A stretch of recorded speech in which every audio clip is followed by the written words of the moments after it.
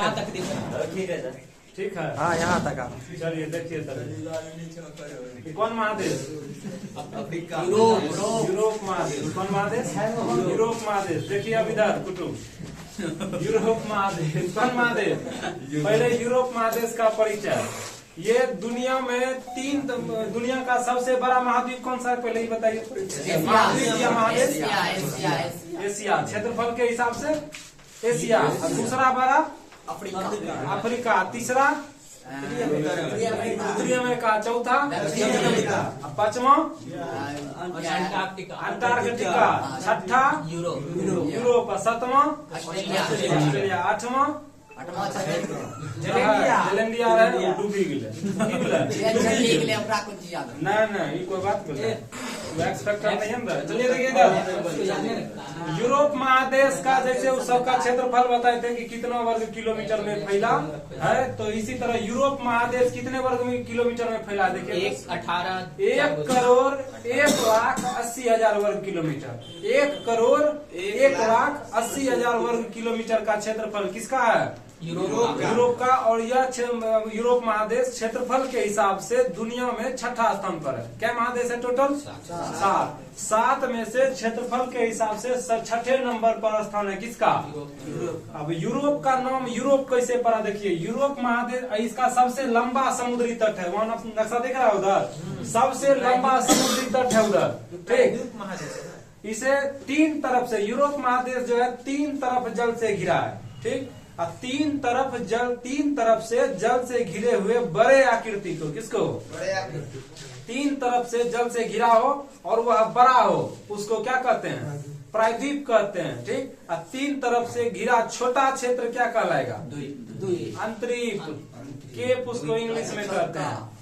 3 ओर, ध्यान देखिएगा कि 3 ओर जल से घिरा छोटा भूभाग क्या कहलाएगा? अंतरीप। केप इंग्लिश में कहते हैं। ठीक है, 3 ओर जल से घिरा बड़ा भूभाग प्रायद्वीप, इंग्लिश में पेनिनसुला। इंग्लिश में पेनिनसुला। तो अभी क्या लगता है कि छोटा है कि बड़ा है? बड़ा है, तो इसलिए वो प्रायद्वीप या महाद्वीप कहलाता है। बस एक महाद्वीप ऐसा है, एक महादेश जिसको प्रायद्वीपीय महादेश कहिए या महाद्वीप कहिए, बतवा एक के है, और वह है यूरोप।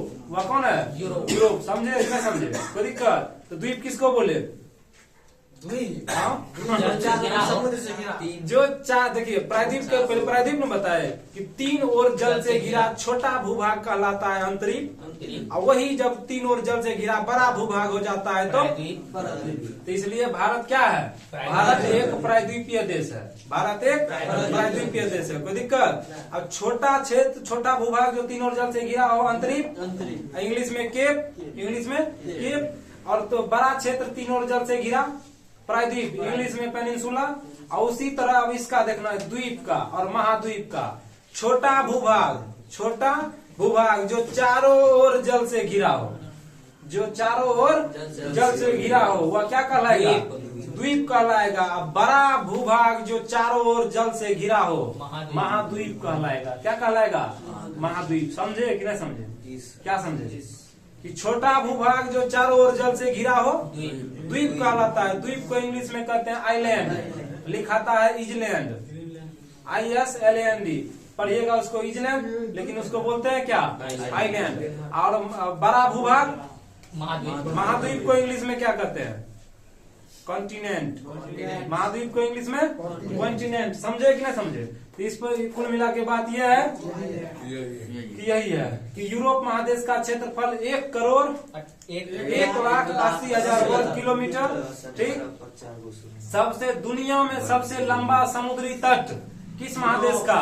यूरोप। दुनिया का एकमात्र महादेश यूरोप महादेश, जो जिसको क्या कहते हैं? कौन सा महादेश? प्रायद्वीप या महाद्वीप कहिए या महादेश कहिए, बतवा एक के। ठीक है, कोई दिक्कत? अब देखिए यूरोप का नाम यूरोप कैसे पड़ा? एक एकेडियन शब्द है, एकेडियन शब्द है, यूनानी शब्द है। कौन सा शब्द? एकेडियन शब्द। एकेडियन शब्द से बना है, नाम पड़ा है किसका? यूरोप का। नाम याद रखिएगा, एकेडियन शब्द से। ठीक है, अब उसका एकेडियन का मतलब होता है सूर्यास्त। एकेडियन का मतलब होता है सूर्यास्त, क्योंकि सूर्य अस्त होता है इसी के पीछे जाके, इसी के पीछे जाके। जैसे देखिए उधर एक देश है जिसका नाम है नॉर्वे। जिसका नाम है नॉर्वे। और नॉर्वे को क्या करते हैं बताइए आप लोग? हाँ? डूबते हुए सूर्य का देश नॉर्वे। उगते का जापान। अब यहाँ भी याद रखिएगा, जापान तो बोल दिए, लेकिन जापान से एक थोड़ा सा आगे हटके एक जगह है जिसका नाम है साइबेरिया। जिसका नाम है साइबेरिया, सबसे पूरब में स्थित है साइबेरिया। अब सूर्योदय होगा तो सबसे पहले कहाँ पड़ेगा? लेकिन साइबेरिया मनुष्य प्राणी विहीन जगह है, मनुष्य वहाँ नहीं है। ठीक है क्या? ऑस्ट्रेलिया महादेश में नहीं, इसी महादेश में आ जाएगा, यूरोप महादेश में एकदम। जापान यहाँ है, जापान से आगे है साइबेरिया, जापान से आगे है साइबेरिया। हाँ, वहाँ से जो पक्षी आता है यहाँ क्या कहते हैं? बेगूसराय के कंवर झील, बेगूसराय का कंवर झील। ठीक है, तो सबसे पहले सूर्योदय होता है साइबेरिया में, लेकिन मनुष्य वहाँ नहीं रहता है, इसलिए उसका नाम पहले नहीं रखा गया है। इसलिए सूर्योदय का देश जापान और सूर्यास्त का देश नॉर्वे। सूर्यास्त का देश ब्रिटेन। सूर्यास्त का देश सबसे पश्चिम में है ब्रिटेन, सबसे पश्चिम में ब्रिटेन। इसलिए सूर्यास्त का देश कहा जाता है किसे? ब्रिटेन को। और सूर्योदय का देश जापान को। ठीक, कोई दिक्कत? तो नक्शे उधर रख दिया, देखिए इधर है, यहाँ है ब्रिटेन, है यहाँ जापान। तो इधर सूर्य उगता है, यहाँ जाके डूबता है, यहाँ जाके डूबता है। ठीक, कोई दिक्कत? मध्य रात्रि का देश कहा जाता है किसे? नॉर्वे को। किसको? नॉर्वे को। नॉर्वे है यहाँ है, ठीक है। नॉर्वे, स्वीडन, फिनलैंड वहाँ है। ठीक, तो नॉर्वे को कहा जाता है मध्य रात्रि का देश। आधे रात में सूर्य दिखने लगता है, आधे रात में सूर्य दिखने लगता है। कहाँ? नॉर्वे में। कोई दिक्कत? आधे रात में सूर्य मतलब आधे रात मतलब आधा रात मतलब नहीं समझ? वहाँ आधा रात जैसे कैसे दिन में भी चंद्रमा कभी कभी दिखता है, दिखता है। तो दिन मतलब दिन में कभी कभी चांद नहीं दिखता है, दिखता है कि नहीं दिखता है? तो दिन में उसका लाइट क्यों नहीं दिखता है? दिन में चांद का लाइट क्यों नहीं दिखता है? उसके पास अपना लाइट है, उसका दिन भर उस सूर्य से चार्ज होता है। दिन में किससे चार्ज होता है? सूर्य से। और रात में उसी को देता है, रात में उसी का प्रकाश हम लोग को मिलता है। ठीक है, समझे क्या? समझे? चलिए देखिए, तब ये सब समझ में आवे चाहिए, एकदम समझ ना। चलिए देखिए, ध्यान दीजिए इधर। तो यूरोप का क्षेत्रफल, बढ़िए इधर ध्यान से। यूरोप का क्षेत्रफल 10,18 किलोमीटर, 1,01,80,000 वर्ग किलोमीटर। क्षेत्रफल के हिसाब से क्या स्थान? छठा स्थान। ठीक, किस शब्द से बना है? तो एकेडियन शब्द से। ठीक, एकेडियन का मतलब क्या होता है? सूर्यास्त। सबसे लंबा समुद्री तट किस महादेश का? यूरोप महादेश को प्रायद्वीपीय महादेश कहा जाता है। हाँ, कहा जाता है। तीन ओर जल से घिरा, तीन ओर जल से घिरा। अब बाकी सब चारों ओर जल से घिरा, बाकी सब चारों ओर जल से गिरा। अब देखिए इधर उत्तरी गोला, आपको पूछेगा कि यूरोप स्थित है, यूरोप स्थित है, तो स्थित है तो बताना है किस स्थिति में है, कंडीशन बताना है। समझे में? जैसे बीरपुर किस जगह है? बीरपुर किस जगह है? जमालपुर के दक्षिण, सोनबरसा के उत्तर, इधर क्या है? मिल्की के पश्चिम, इधर क्या है? गंगा जी के पूरब। इस बीच में यही है बीरपुर का अभी वर्तमान में स्थिति। समझे कि नहीं समझे? चौहद्दी कहिए, वही हुआ, चौहद्दी हुआ। ठीक है, यही हुआ बीरपुर का स्थिति। बीरपुर कहाँ है? ठीक, तो वही हुआ कि अब यूरोप महादेश कहाँ है? यूरोप महादेश कहाँ है? तो सबसे पहले बीचे बीच खींच दीजिए भूमध्य रेखा। भूमध्य रेखा पूरे दुनिया को दो बराबर भाग में बांटने वाली रेखा का नाम भूमध्य रेखा। विषुवत रेखा, भूमध्य रेखा, अंग्रेजी में कहते हैं इक्वेटर लाइन, और 0 डिग्री रेखा। कौन रेखा? 4, 9, 1, 1। ठीक है। उत्तरी गोलार्ध में उपोष्ण पट्टी पर स्थित है। देखिए इधर, कौन गोलार्ध में? उत्तरी गोलार्ध क्या गो? 4 गो। उत्तरी, दक्षिणी, पूर्वी और। तो यूरोप महादेश कहाँ स्थित है? उत्तरी गोलार्ध के उपोष्ण पट्टी पर। कौन पट्टी पर? उपोष्ण पट्टी पर। अब देखिए यहाँ लिख दिए हैं, यूरोप महादेश प्रायद्वीपीय महाद्वीप कहलाता है। क्या कहलाता है? प्रायद्वीपीय महाद्वीप। सर्वाधिक नगरीकृत वाला महादेश, अभी तक देश पढ़े थे, 2 महादेश में देश पढ़े थे, सर्वाधिक किस महादेश का सबसे नगरीकृत देश कौन सा है? लिखा घना, यहाँ है घना, अफ्रीका महादेश में घना, और उसके बाद दक्षिण अफ्रीका। उरुग्वे कौन है? उरुग्वे। दक्षिण। इधर देखिए, यूरोप महादेश जो है सर्वाधिक नगरीकृत महादेश महादेश कहलाता है। कौन? यूरोप महादेश। और उसके बाद ऐसा कौन सा महादेश है जहाँ एक भी मरुस्थल नहीं है? यूरोप। कौन सा महादेश है? यूरोप। लिख दिए मरुस्थल, ब्रैकेट में कट कर दिए, याद रखिएगा, मतलब मरुस्थल नहीं है, कोई दिक्कत नहीं ना। अब इधर हो गया कंप्लीट। अब आइए 2 पर्वत को याद रखिए, सब क्वेश्चन पूछने वाला है, ठीक है। माउंट एल्ब्रुस, नाम क्या है? Mount Elbrus. अब कहिएगा ये पर्वत यही है? नहीं, याद रखने के लिए बोले जो जैसे ऊंचाई पर बोला है तो ऊंचाई पर रख दिए, ठीक। नीचे बोला है तो नीचे रख दिए, ठीक। जो जैसे है वहाँ, जब कंट्री वाइज पढ़ेंगे तो उस देश में ही वो बना रहेगा जहाँ वो उस समय आपको याद रखना है, ठीक है। कोई दिक्कत? अभी पूरे का पूरे क्या है? महादेश है, तो कुछ भी कहीं हो सकता है। बीच में महासागर सागर है, वो हटाए हैं? नहीं हटाए हैं। तो पहले जो सटाए हैं उसको ध्यान से देखिए, ठीक। माउंट एल्ब्रुस पर्वत, इसका हाइट कितना है? 5642, और यह सर्वोच्च बिंदु है। क्या है? सर्वोच्च बिंदु। नहीं लिखे, सर्वोच्च बिंदु किसका? अफ्रीका, यूरोप महादेश का। किसका? यूरोप महादेश का सर्वोच्च बिंदु है Mount Elbrus. Mount Elbrus 5642 metre ऊंचा है। 5642 मीटर इसकी क्या है? ऊंचाई है। तो ये सर्वोच्च बिंदु याद रखे, ठीक। न्यूनतम बिंदु कहाँ गया? न्यूनतम बिंदु यहाँ देखिए, क्या लिखा है? न्यूनतम बिंदु कैस्पियन सागर। कैस्पियन सागर, कैस्पियन सागर पता है कहाँ है? सागर के पर्वत। देखिए, कैस्पियन है झील, कैस्पियन है झील, लेकिन बड़ा उतना है ना, नाम रख दिया है सागर। सागर उसी को कहेंगे जिसका किसी न किसी महासागर से अटैचमेंट हो, मतलब संपर्क हो। अगर वो चारों तरफ से घिरा हुआ है तो झीले कहेगा।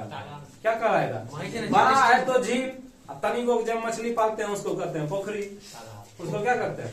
वही वह पोखर को ही तालाब कहा जाता है, ठीक है। तो यूरोप महादेश का सर्वोच्च बिंदु एल्ब्रुस पर्वत। Mount Elbrus, height 5642 metre. 5642 metre. और उसके बाद न्यूनतम बिंदु आएगा आपका कैस्पियन सागर। कैस्पियन सागर नहीं, कैस्पियन है झील। कैस्पियन है झील। जेट स्ट्रीम वहीं से न बढ़ता है? नहीं, जेट स्ट्रीम बढ़ता है यहाँ से। कहाँ से? कैस्पियन सागर तो आपका यहाँ चला आएगा बीच में, वहीं कैस्पियन झील यहाँ है। जेट स्ट्रीम नाम की हवा बहती है। हाँ, तो वहीं से जेट स्ट्रीम नाम की हवा, वो महासागर निश्चित नहीं कर सकते हैं। जेट स्ट्रीम का आता है एक लेवल, जो वायुमंडलीय दाब जिस समय बताए थे, ठीक है। जेट स्ट्रीम नाम की हवा धरती पर कहाँ चले छे? वहाँ तो मतलब ठंडी समताप मंडल। कौन मंडल में? जेट से कभी कभी बादल के देखे छियै कि एक बादल धीरे धीरे जाए छै, ओकरा ऊपर जे छै वो एकदम उड़ला जा रहल छै, एकदम गिरनिगार, तो वहाँ चले छे जेट स्ट्रीम नाम की हवा। दुनिया में सबसे तीव्र गति से चलने वाली हवा का नाम है, लेके चल गए उस ज्योग्राफी पर। चलिए देखिए इधर, वो था जेट स्ट्रीम, ठीक। हम लोग का वो एकदम पतला हवा होता है। कौन हवा? जेट स्ट्रीम की हवा एकदम पतला होता है, और हम लोग को जो हवा लगता है वो एकदम गाढ़ा हवा जो आगे बढ़ने से रोकता है। हवा के विपरीत चलिए तो धक्का मारता है, और जेट स्ट्रीम उतना ताकतवर नहीं रहता है, एकदम हल्का हवा रहता है, ठीक है। हाँ, अब उतने उत्पादक शक्ति है, चल रहा है ये उधर आने देखिए सब तो इधर, ठीक है। चलिए देखिए इधर, रोकिए एक सेकंड, रोकिए इसको,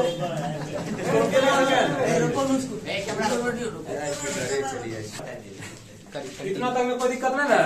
चलिए बैठ जाइए ना, पीछे से नहीं दिखता है बोल। चलिए देखिए इधर, अब देखिए इधर था माउंट एल्ब्रुस, यूरोप महादेश की सर्वोच्च बिंदु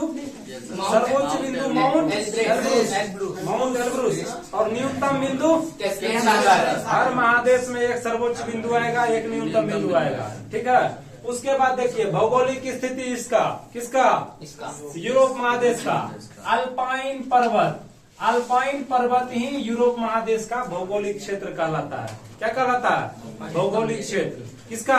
यूरोप महादेश का भौगोलिक क्षेत्र एक ही याद रखिएगा, देखिए उत्तरी गोलार्ध में स्थित है और उपोष्ण पट्टी पर। किस पर?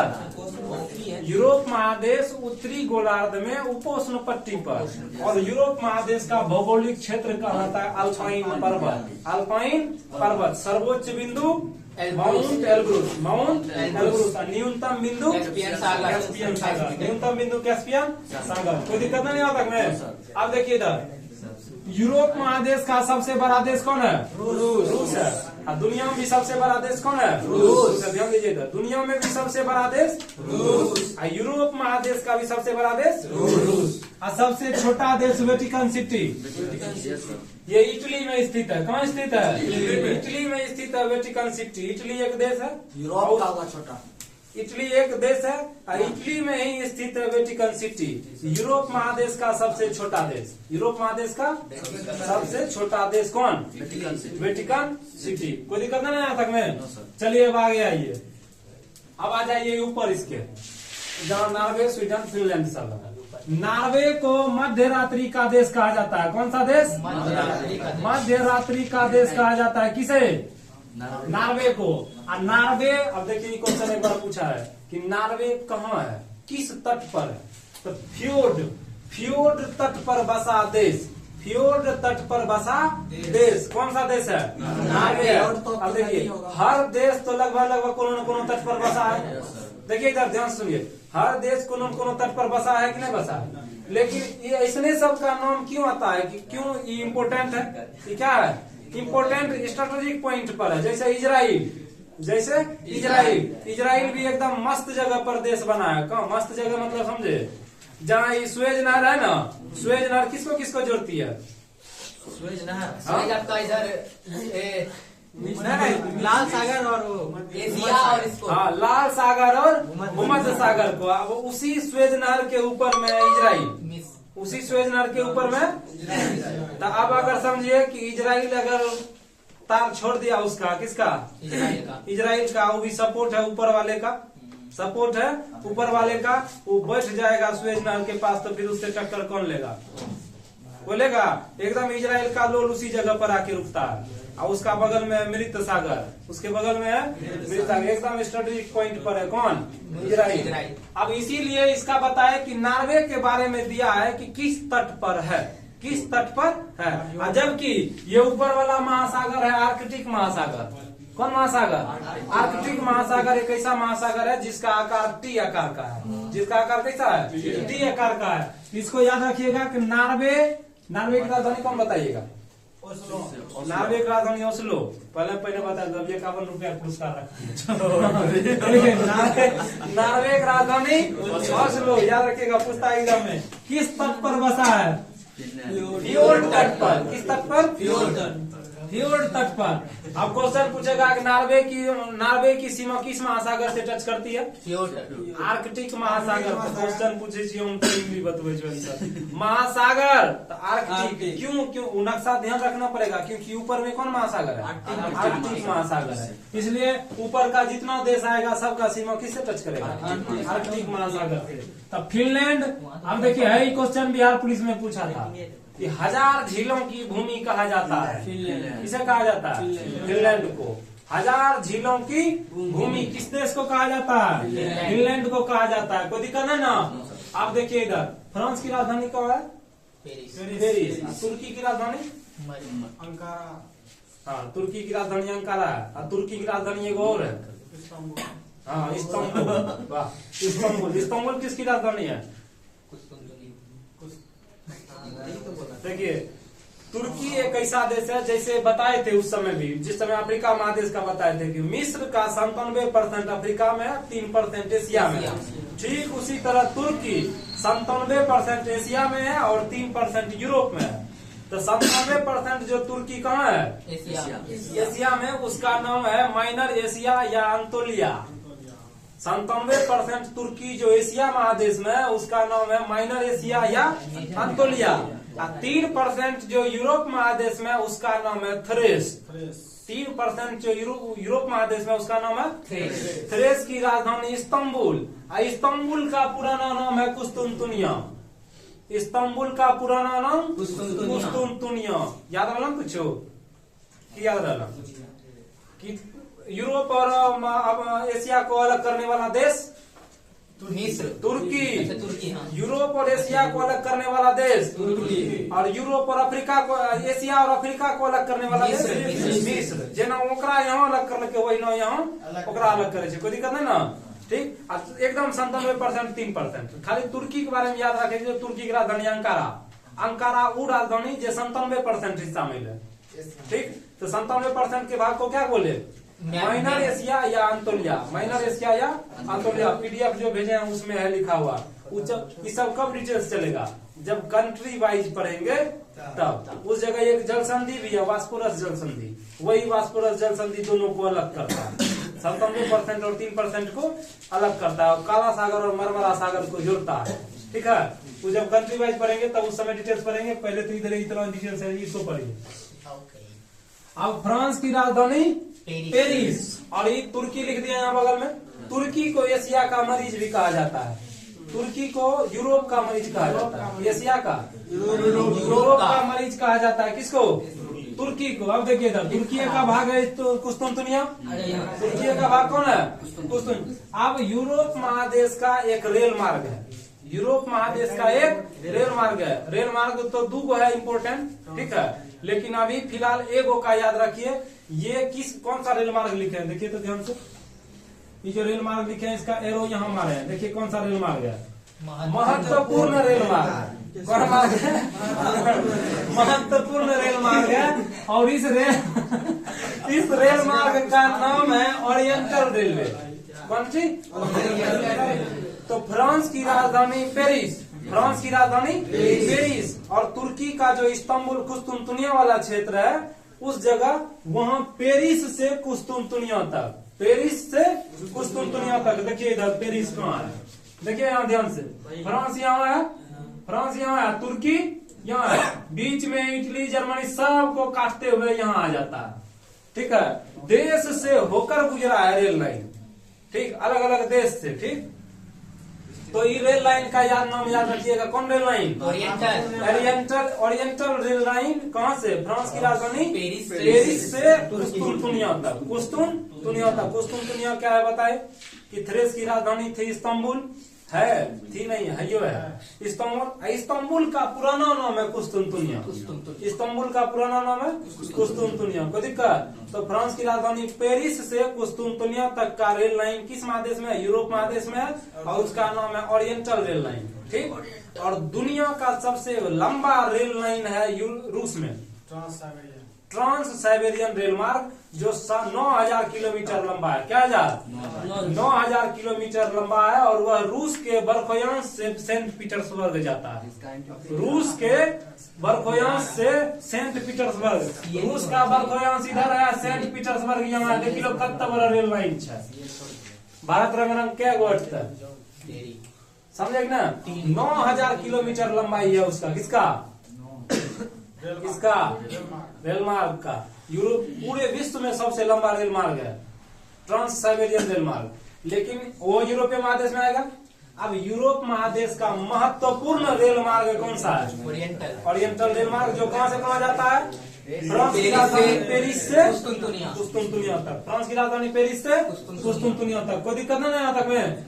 आप देखिए, फिर यूरोप महादेश का महत्वपूर्ण नदी डेन्यूब नदी। कौन नदी? डेन्यूब नदी। सबसे लंबी नदी वोल्गा नदी। सबसे लंबी नदी किसकी? उसकी। यूरोप महादेश का सबसे महत्वपूर्ण नदी डेन्यूब। सबसे महत्वपूर्ण नदी डेन्यूब। लेकिन सबसे लंबी नदी वोल्गा नदी। कौन नदी? वोल्गा नदी। कोई दिक्कत नहीं ना? अब देखिए इधर, इसी में एगो क्वेश्चन अगर कोई से टूट मारते होंगे तो आया होगा कि दुनिया में सबसे चौड़ा मुहाना किसका है? ओब का मुहाना। कौन मुहाना? ओब का। हाँ, दुनिया में सबसे चौड़ा मुहाना, बड़ा मुहाना है ओब का। किसका? ओब का मुहाना है। एक आता है मिसिसिपी का भी मुहाना। ठीक है, चलिए फिलहाल इसका पढ़िए। दुनिया माता है देश में। हाँ, एगो दुनिया माता है, एगो देश माता है। एक एगो रूस है जो दुनिया और देश दोनों माता है। दुनिया और देश दोनों में आता है। ठीक है, तो यूरोप महादेश का सबसे महत्वपूर्ण रेल मार्ग ओरिएंटल कहाँ से कहाँ तक? पेरिस से कुस्तुनतुनिया तक। कोई दिक्कत है ना? यूरोप महादेश का सबसे महत्वपूर्ण नदी डेन्यूब। और सबसे लंबी नदी वोल्गा। सबसे लंबी नदी वोल्गा। कोई दिक्कत यहाँ तक में? कुछ भी चीज ऐसा है जो नहीं समझ में आया? कैस्पियन सागर क्या है? यूरोप महादेश का सबसे न्यूनतम बिंदु। कितना? 28 मीटर। सर्वोच्च बिंदु 5642 मीटर। अब सर्वोच्च है तो ऊंचा होगा, न्यूनतम है तो नीचा होगा। कोई दिक्कत नहीं ना? चलिए अब देखिए, एक जगह और यूरोप महादेश का नक्शा बनाया है। अब इधर देखिए, यूरोप के बाद उधर कौन आएगा? एशिया। यूरोप के नीचे कौन आएगा? एशिया। यहाँ लिख दिए अपना एशिया। ठीक है, अब एशिया और यूरोप बिछान दे छो गड़बड़ा। लेकिन चलिए एक और यूरोप महादेश का नक्शा नीचे बनाया है। अब इसमें बनाया है कि यूरोप एशिया कैसे कैसे अलग होता है, क्या क्या चीज है जो अलग करता है। सबसे पहले देश में आएगा तुर्की। देश में आएगा तुर्की। यूरोप और एशिया को अलग करने वाला देश तुर्की। बताए तो अभी तो एकदम पॉइंट पर है तुर्की। अब एशिया नदी का नाम पूछेगा तो यूराल नदी। यूराल नदी। अब पर्वत पूछेगा तो यूराल पर्वत और काकेशस पर्वत। याद रहेगा? ये तो नदी भी है, पर्वत भी है। हाँ, ध्यान रखिए एकदम बढ़िया से। 4-5 चीज यहाँ से आएगा। सबसे पहले क्वेश्चन पूछेगा कि एशिया और यूरोप को अलग करने वाला देश तुर्की। अलग करने वाला नदी यूराल नदी। अलग करने वाला पर्वत काकेशस पर्वत और यूराल पर्वत। काकेशस पर्वत और यूराल पर्वत। काकेशस पर्वत 3 देश में काकेशस पर्वत का विस्तार है। वो जब आएंगे उस समय बताएंगे। ठीक है, जॉर्जिया, आर्मेनिया, अजरबैजान, नाम सुने हैं सबका? चलिए देखिए, काकेशस पर्वत का विस्तार 3 देश में है। ठीक, एक बाल्टिक देश, समझे? बताइए काकेशस पर्वत किस महादेश में? यूरोप महादेश से 22 साल की। तो यूरोप और एशिया को अलग करने वाला पर्वत 2 काकेशस भी और यूराल पर्वत। ठीक, यूराल नदी भी, यूराल पर्वत भी, यूराल नदी भी। और उसके बाद देश में तुर्की।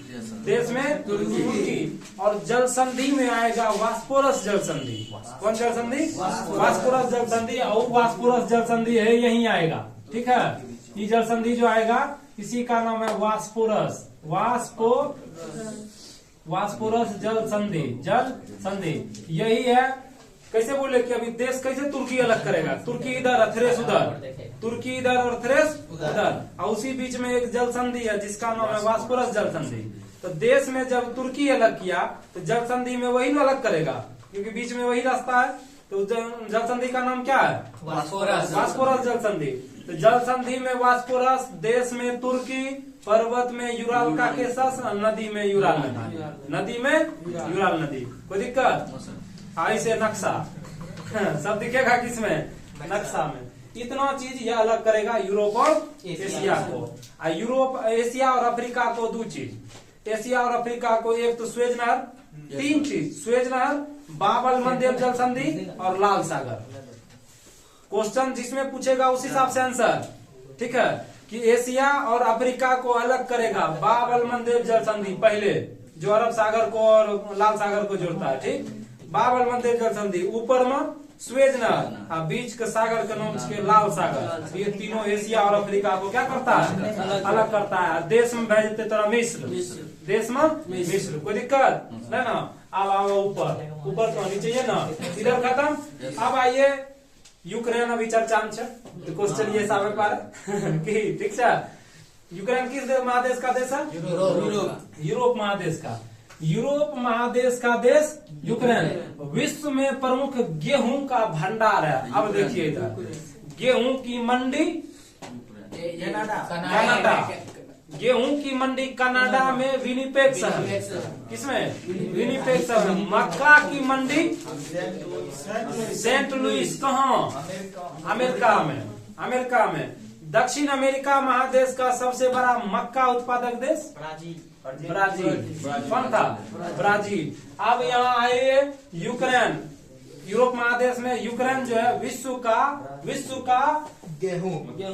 का पूरे विश्व का क्वेश्चन ध्यान रखिएगा। विश्व का प्रमुख गेहूं का भंडार कहाँ है? यूक्रेन में। अब 6 की खत्म कर लगे पता नहीं।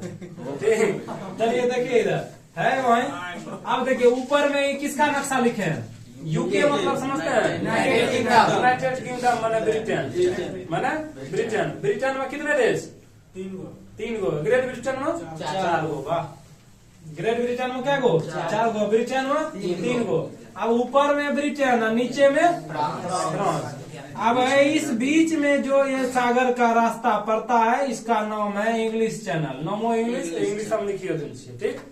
कौन चैनल? इंग्लिश चैनल पार करने वाली महिला थी आरती साहा। आरती साहा, कोई दिक्कत? चलिए देखिए इधर, तो इंग्लिश चैनल किसके किसके बीच है? इंग्लिश चैनल किसके? फ्रांस और यूके के बीच। फ्रांस और यूके के बीच कौन channel? English channel. English channel. विश्व में गेहूं का प्रमुख गेहूं भंडार है यूक्रेन में। कोई दिक्कत नहीं ना? आप देखिए, ये कौन देश है? फ्रांस। फ्रांस की राजधानी क्या है? पेरिस। दुनिया में सबसे बढ़िया नगर कहा जाता है किसे? पेरिस। ठीक। और दुनिया में सबसे सुंदर शहर कहा जाता है? वहाँ सुंदर मिलती है, सुंदर शहर में कहा जाता है। ठीक है, वेनेजुएला में सुंदर मिलती है, लेकिन शहर सुंदर किसको कहा जाता है? सब दुनिया का स्वर्ग कहा जाता है, धरती का स्वर्ग। इटली की राजधानी रोम। इटली की राजधानी रोम। चलिए देखिए, वेनेजुएला लेके चले जाते हैं, आ नहीं पाइएगा मत। फ्रांस की राजधानी पेरिस दुनिया में सबसे खूबसूरत नगर कहलाता है। क्या कहलाता है? नगर। देखिए इधर ध्यान से, फ्रांस जो है, देखिए फ्रांस यूरोप महादेश का एकमात्र देश जो खाद्यान्न उत्पादन में सेल्फ डिपेंडेंट है। सेल्फ डिपेंडेंट, ककरेज कुछ लग जरूरी नहीं है। खाद्यान्न उत्पादन में आत्मनिर्भर है अपने आप। तो यहाँ चलता होगा आत्मनिर्भर फ्रांस। फ्रांस 2 जगह एक ही जगह है, नक्शा अलग बनाया है, इधर नक्शा अलग बनाया है। ये जो फ्रांस लिखे हैं, कौन 2 जगह फ्रांस लिखा आपको? अरे वहाँ भी देखा गया, यहाँ एक के नक्शा में नहीं आता तो दूसरा मैप इधर बनाया। ठीक है, तो फ्रांस का जो है खाद्यान्न उत्पादन में सेल्फ डिपेंडेंट है। ठीक, कौन? फ्रांस। उसके बाद देखिए, फ्रांस के यूरोप कौन महादेश का नक्शा? यूरोप। अब देखिए एकदम बेहतर क्वेश्चन आएगा। यूरोप महादेश कौन जलधारा क्या लिखे हैं? गल्फ स्ट्रीम जलधारा चलती है यहाँ से, चलती है यहाँ से। अब जब गल्फ स्ट्रीम की जलधारा चलती है तो इधर कहाँ मारेगी? यूरोप के ऊपर। यूरोप के ऊपर। और जब अभी ठंडा लगता है तो ऊपर से क्या जाता है? कंबल जाता है। ऊपर से क्या आ जाता है? कंबल। तो उसी तरह गल्फ स्ट्रीम जलधारा को यूरोप का गर्म कंबल कहते हैं। देखिए ध्यान से, यूरोप का गर्म कंबल, पढ़ना कंबल माना यूरोप का गर्म कंबल कहते हैं किसको? गल्फ स्ट्रीम की जलधारा। गल्फ स्ट्रीम की जलधारा गर्म है ठंडा? गर्म है। ये इसको लिख देते हैं गर्म है। कौन सी है? गल्फ स्ट्रीम की जलधारा गर्म जलधारा है। और वह कहाँ से बहती है बताए हैं। ठीक है, और जाके सीधे अब यहाँ से टकरा के सीधे उधर मारेगा, और उधर मारेगा कहाँ जाएगा? यूरोप के ऊपर। यूरोप के ऊपर से वो रहा देगा, ठंडा ठंडा। ठीक है, कोई दिक्कत है ना? गर्म है वही। अरे तो वही बोले ठंडा आ गया है तो मतलब वरना ओरिलो, इसलिए गल्फ स्ट्रीम को कौन सी जलधारा? गर्म जलधारा। और इसे यूरोप महादेश का कंबल कहा जाता है।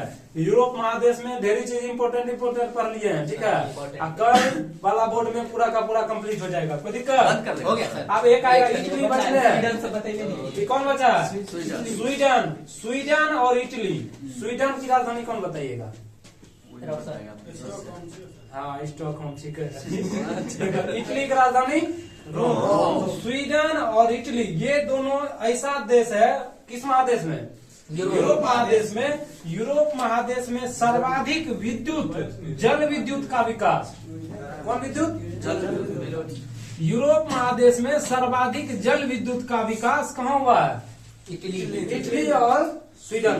इटली और स्वीडन में। नाम याद रखिएगा, स्वीडन। स्वीडन। और उसके बाद उधर है स्विट्जरलैंड। एक है स्विट्जरलैंड। ठीक है, ऐसा सब आंसर नहीं मारना है। नाम क्या है? स्वीडन।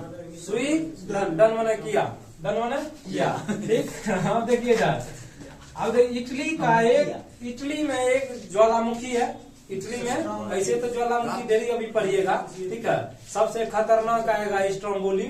अभी फिलहाल याद रखिएगा कि इटली का एक विसुवियस ज्वालामुखी है।